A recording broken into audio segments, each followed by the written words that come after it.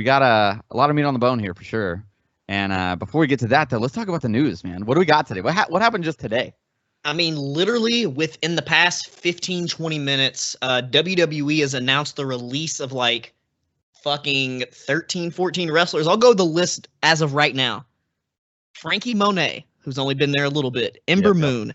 Jessie Kamea. Don't know who that is. Katrina Cortez. I think she was in Legado del Fantasma. I think she was the girl that was in that group. So, yeah. Jeet Rama. Oni Lorcan. Trey Baxter, who is Blake Christian. Zeta Ramir, don't know who she is. Scarlett Bordeaux, B-Fab of Hit Row, who just went to the main roster literally like a couple weeks ago. Grand Metalik, Lindsay Dorado, Karrion Kross, fucking Harry Smith. I didn't even know he fucking what? Harry Smith signed with WWE? No, they had signed him, and they dropped him. Well, goddamn, I didn't even know he signed. So Harry Smith, British Bulldog Jr., Nia Jax. Thank God, honestly. Finally, Eva Marie. Thank God again. Keith Lee and Mia Yim, the couple rounding out the list.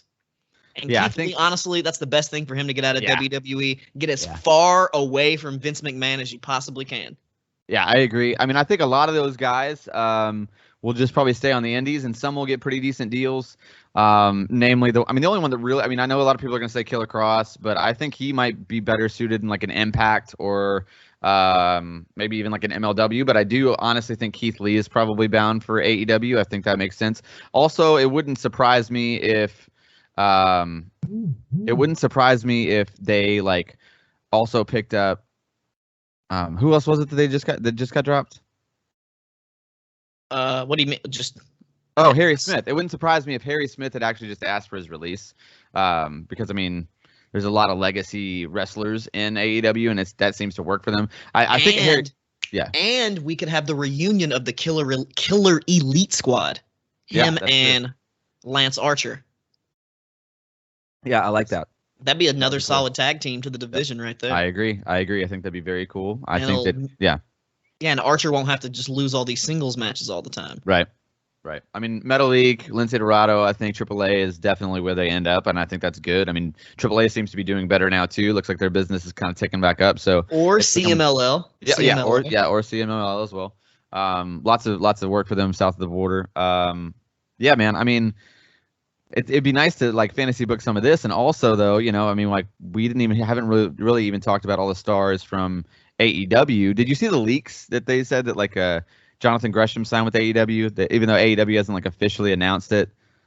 Well, that's amazing because Brian fucking Danielson versus Jonathan Gresham is a match I've been wanting to see for such a long time. Ever since pretty much Gresham came on the map as like that new pure ROH guy. Yeah, and I think that's there's value there. I think that's a really good pickup too. I don't know if it's true. Again, these are just leaks. We're just talking about rumors at this point. Something that's not a rumor, though, it's a major headline, is the Jon Moxley situation. I know that Wex had tweeted out about it, but I do want to say, like, listen, like, we don't like Moxley's wrestling. I don't wish him poorly as a person. I hope he recovers well. I hope he gets better for his wife and his family. I hope he gets better for the fans that do enjoy watching him. That's the good thing about wrestling, is that it's different for everybody. Some people like Moxley. I just don't. But hats off to him for taking that plunge and doing what's right for his health, for sure. Yeah, and if you guys read the tweet, that's 100% our sentiment here. Not a fan of his in-ring work, but as a human, he's a great guy. Don't want to wish any ill will upon anybody, and it takes a lot of guts and a lot of balls to, admit you're fucking up and go in there and get the treatment that you need, which is, tough. I've known a lot of people that have done the same thing, and it took them a while, because when it comes to drugs and alcohol, you're not going to be able to convince anybody. They're going to make the decision when they want to do it. So hats off to him for making the right decision. Yeah, that's awesome for sure. What else do we have in the news? Do we have anything else left on the docket? I mean, that was some very serious news right there. Only thing I can think of is that